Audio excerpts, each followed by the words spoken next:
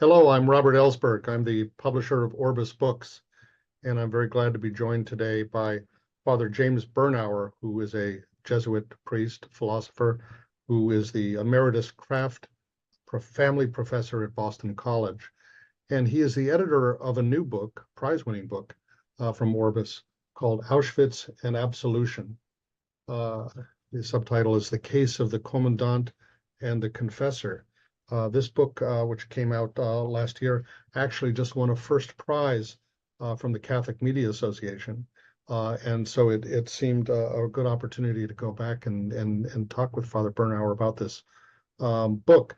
The subject of this book is an historical fact, the fact that Rudolf Höss, who is the commandant of Auschwitz, was arrested. He was tried and sentenced to death. And while in prison, before his execution, he requested to speak to a priest. And in fact, a Polish Jesuit named Wladyslaw Lohn agreed to meet with him. They talked for several hours. And although we don't know the details of what happened there, we know that Hess made his confession and received absolution and received communion before his execution. The story is not very well known, but there are those who have told the story as a very edifying,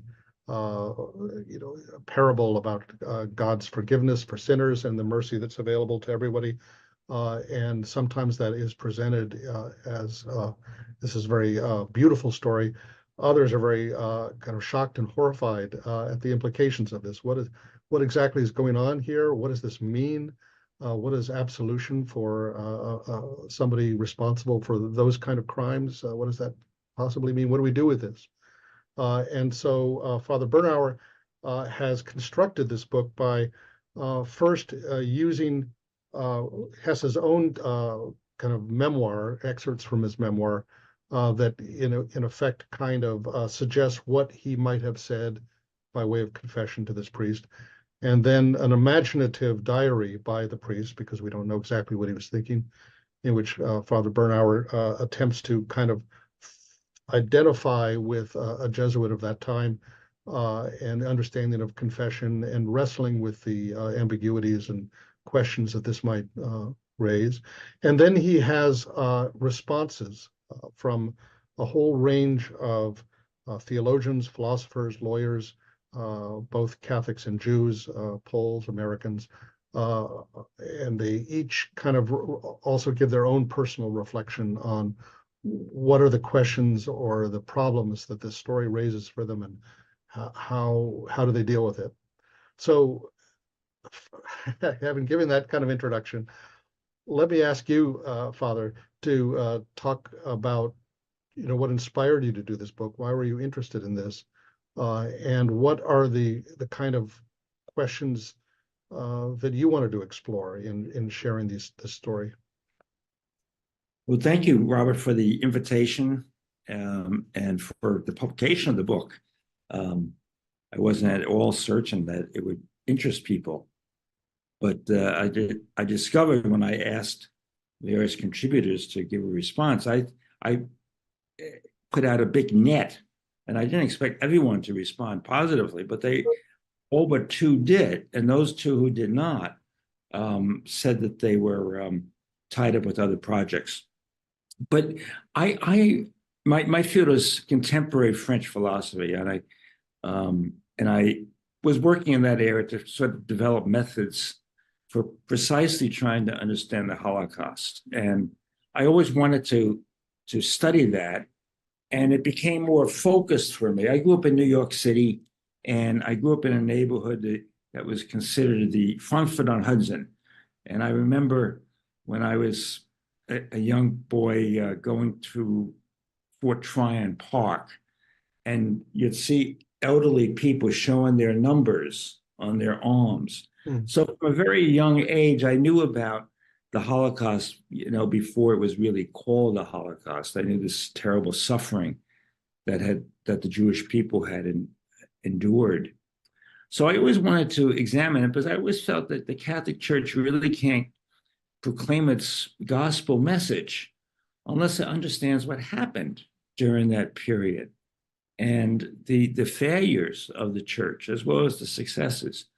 So when I focused more directly on the Holocaust, I really wanted to pursue an avenue into it that, and as you know, so many people have written on the Holocaust, and the avenue for me was the Jesuits and the Jews. So I had a conference here on that topic. I always wanted to do that at BC, and we explored the sort of the complicated history of Jesuits and Jews. But one of the reasons I wanted to do it is Jesuits. I would have thought, with all the history that historical writing that's been done on the Jesuits, we would be much more alert to our history than I've discovered us to be, and myself included. So that was a helpful step forward. And then I was pursuing various themes in that.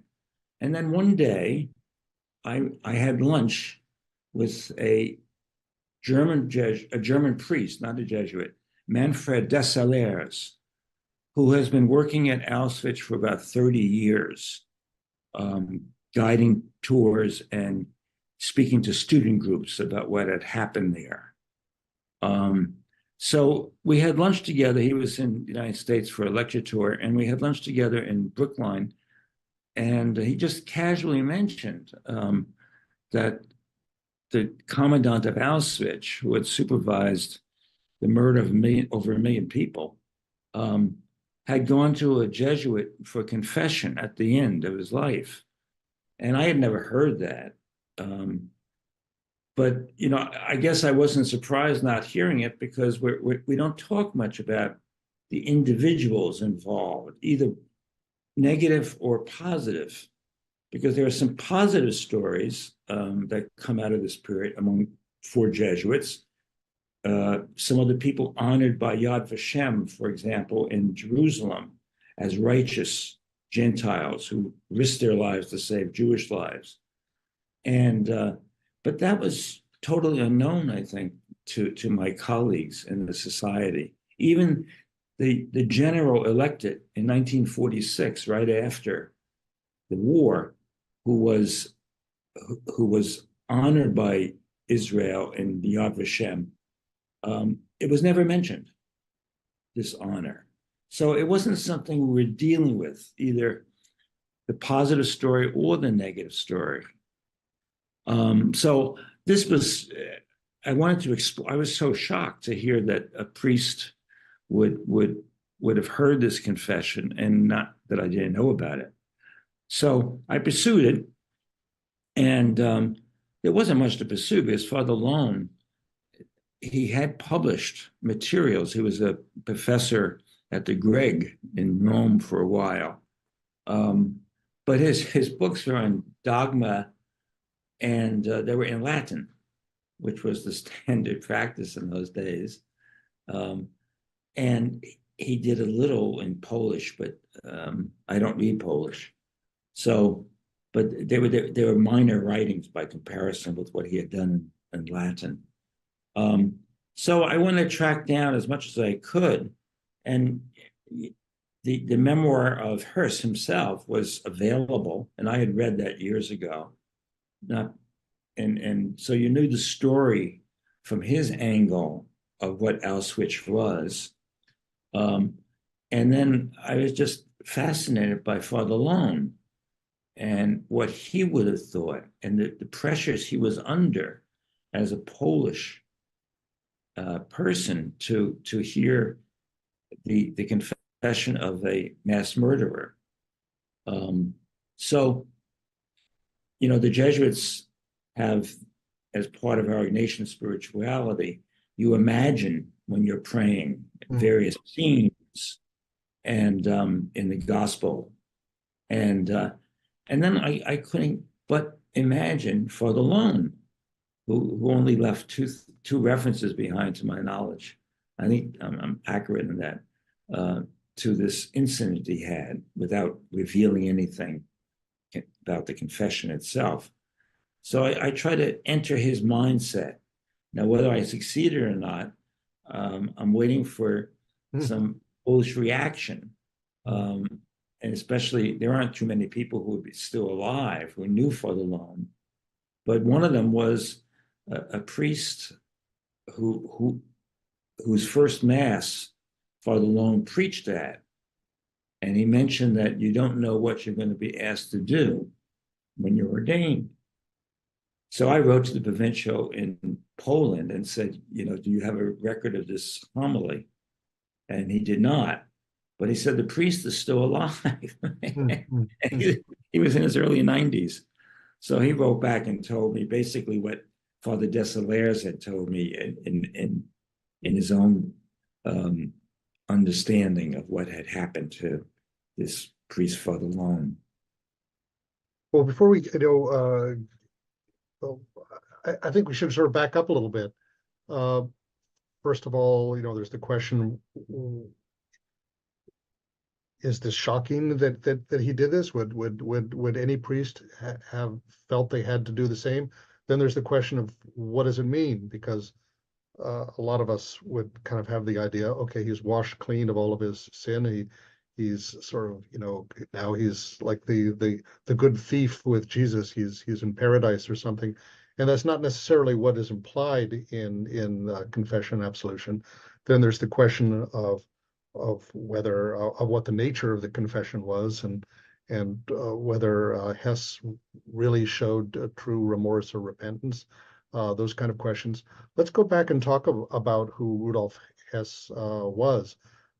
Many people have now are familiar with him because of the movie Zone of Interest, which came out and won an Academy Award, which depicts the Höss family, this living in this bourgeois house right on the other side of the wall from the concentration camp, living in kind of their domestic life there while Papa goes off to work every day.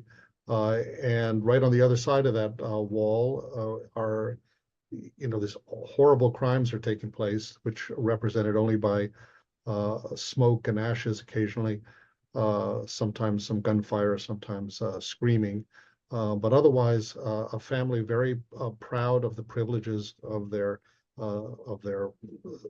life there, comfortable life, and the contrast between that and what we know is going on the other side of the wall.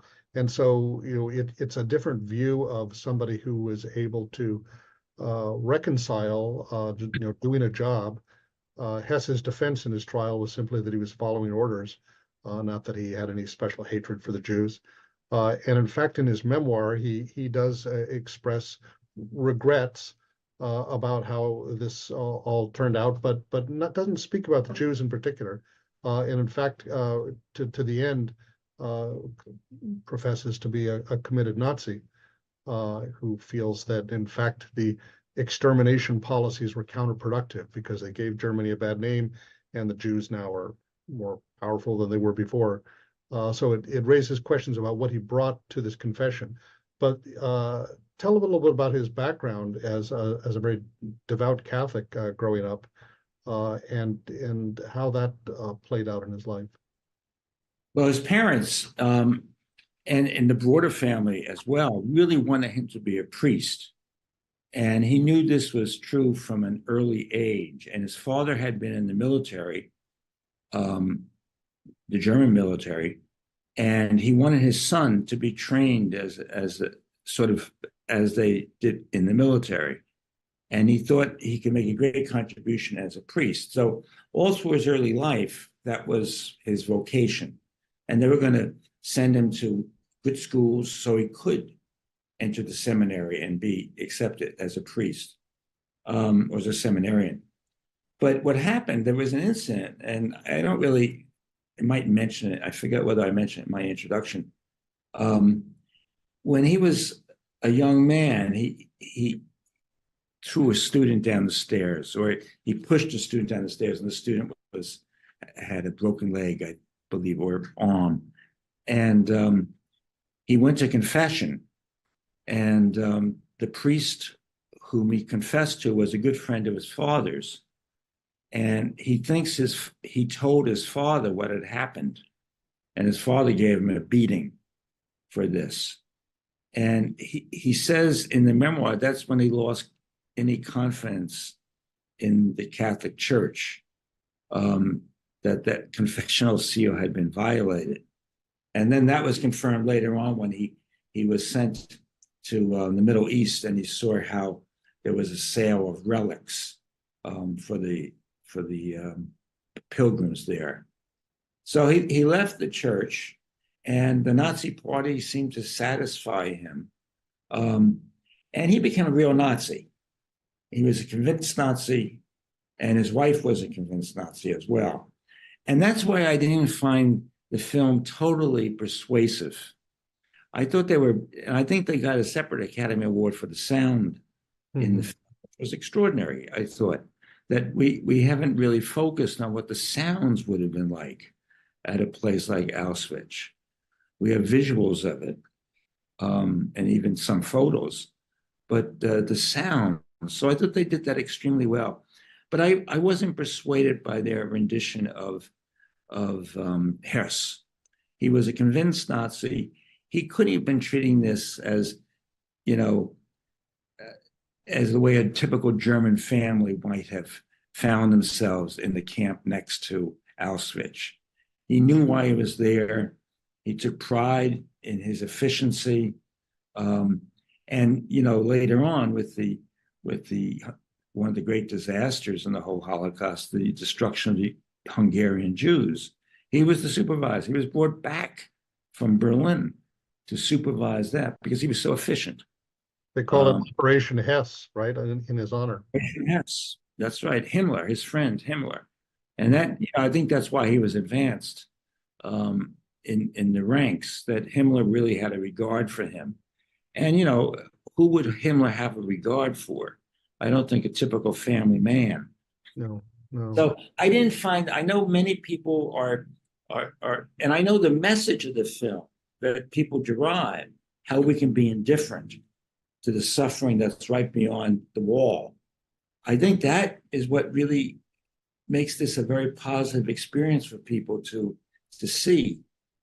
But I don't think it's a good rendition of, I read a reference to, I guess, a doctor who examined Hess in prison, who described him as having almost a psychotic level of lack of empathy. And so the question of what is the quality of a confession from someone like that, there are various things he regrets. And in his final kind of statement, he accepts his role in what he regarded as enormous crimes, especially against the Polish people. Doesn't talk about the Jews. No. But sort of acts as if, this was something he was kind of dragged into in following orders, and in retrospect, regrets that. But of course, we don't know what he actually said to the priest. But what would be the conditions that one would be expected to bring in terms of remorse or repentance for enormous crimes like that in order to receive absolution?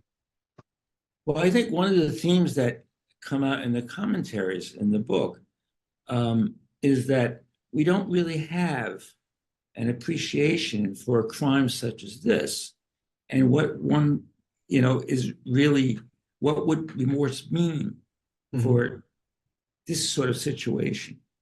And our approach to confession, as it had been, was very much personal, and it's your personal sin, and that was, if you look at the confession manuals, of which there are thousands, for advising priests, no one consults them anymore. But at a crime like this, there was never a confession manual that could deal with something like a mass murder. So what would be the remorse? I mean, I think that was what Father Lohn faced. What do you respond? Still Jesus's message can be used can be brought to this man to accompany him, as one of the writers in the book points out, that it doesn't have to be thought of as, I'm absolving you. Mhm. I don't know, it's God's decision. Mhm. And I can accompany you as another human being without, claiming that what you've done is forgivable. That's in God's hands. So that's why I sympathize with Father Lohn. There's no biography of Father Lohn, and he probably didn't leave a paper trail behind. Mhm. He did leave an enormous paper trail in the sense that he was provincial of the Jesuits in Poland, in charge of them for 12 years. Mhm. So when I consulted the archivist in Poland, and he was saying, well, there's no way to get through all those boxes. And so I understood that. So, but that's what invites the imagination. Well, what about this man? What did he face? Mhm. And there is some historical record, which I point out in the book, that in 1946, that congregation, now this was right the year before he has to deal with Höss, he led the charge. He was one of the 3 people who led the charge to get rid of the prohibition in the Jesuits on people of Jewish ancestry being able to enter the Jesuits. Mhm.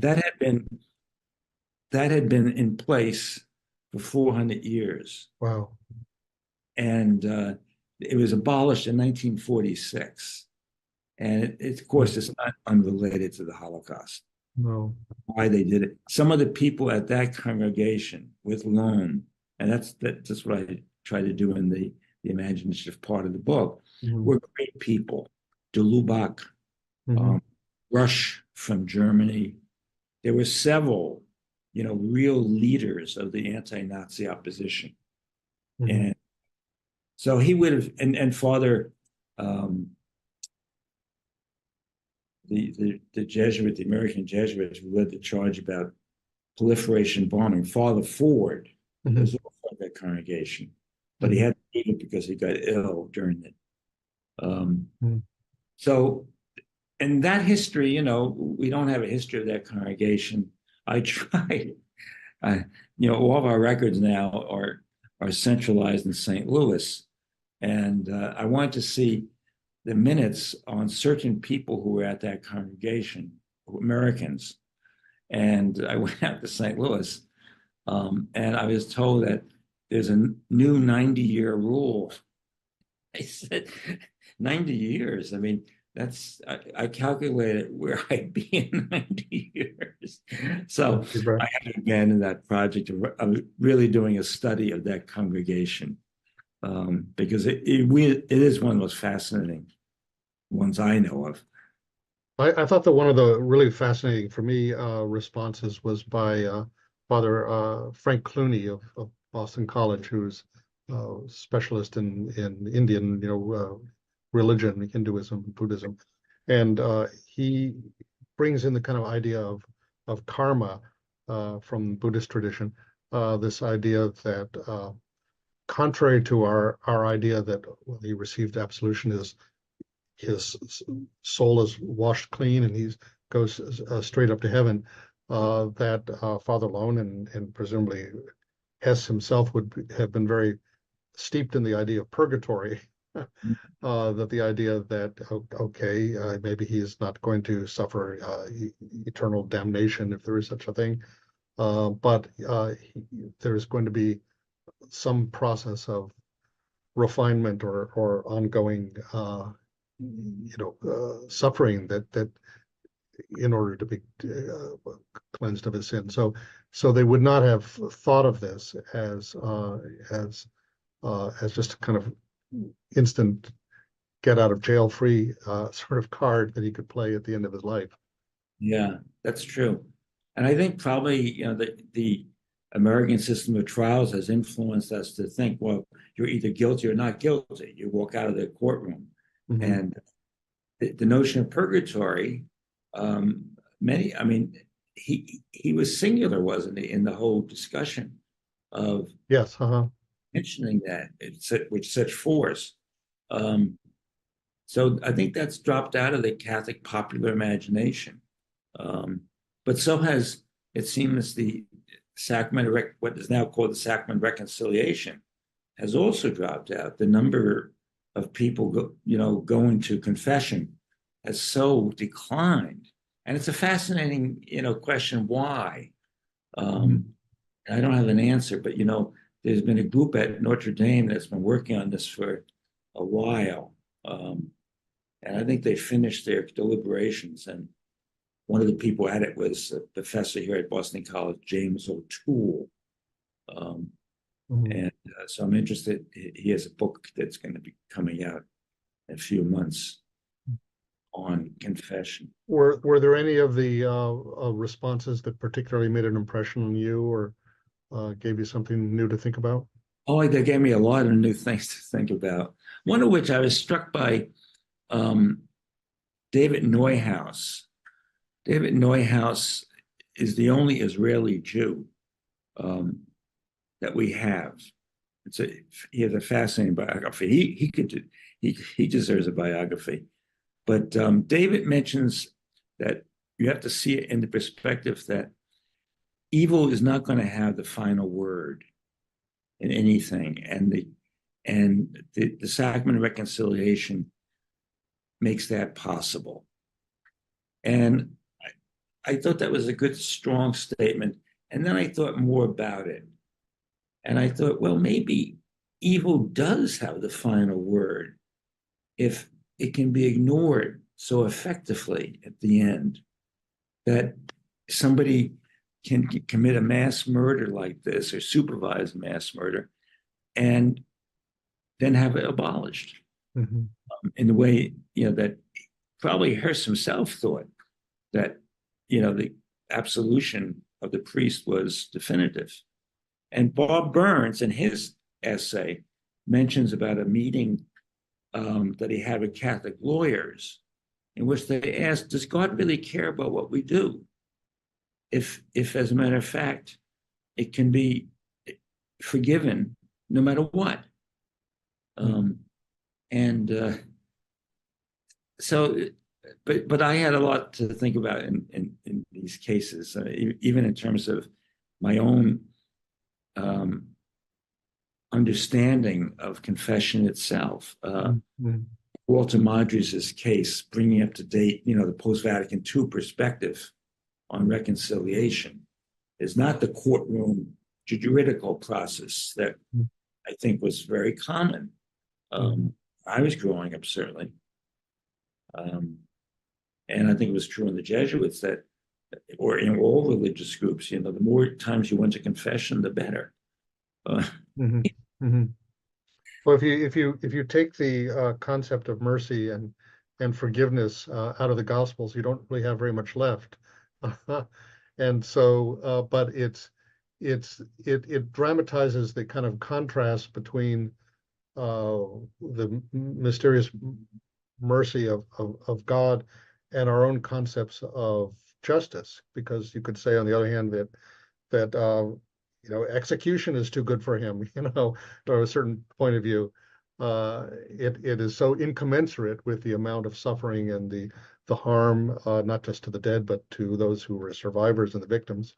How can you possibly say that there's any justice, or that there's anything that can restore the relationship or the world that has been so disordered by that kind of evil and crime? And it goes beyond so much, of course, an individual as well. I mean, you can round up a bunch of Nazis and put them to death or put them in prison, but it still doesn't necessarily repair or heal the injury that has been done and that continues. So it's more than just making Höss pay for what he did, either in this life or in eternity.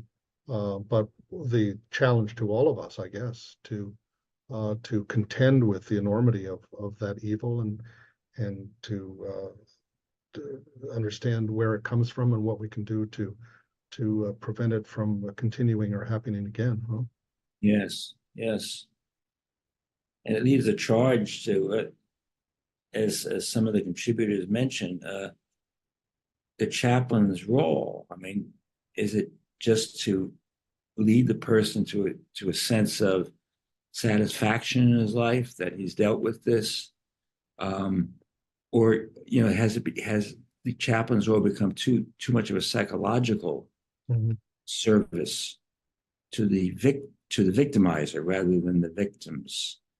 And this comes up in a number of cases. It's the chaplain in that sort of situation, in an impossible situation. It's interesting, you make reference at the very beginning of your remarks to these various videos on YouTube that,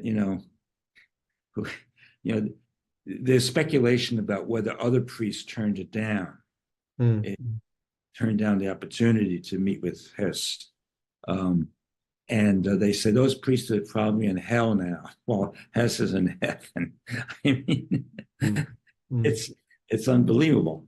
But I wrote to one of the abbots, an abbot in Britain whose words were being used by one of those sites and YouTube as, celebrating Höss's delivery into heaven, and he was shocked that what he said could be used that way. That's why I didn't give his name in the book. I didn't want to tell you complaints. Well, I want to thank you very much for undertaking this project and the kind of questions that it raises, and the variety of the responses within the book itself show how troubling it is and the kind of questions that it raises for which there are no real answers.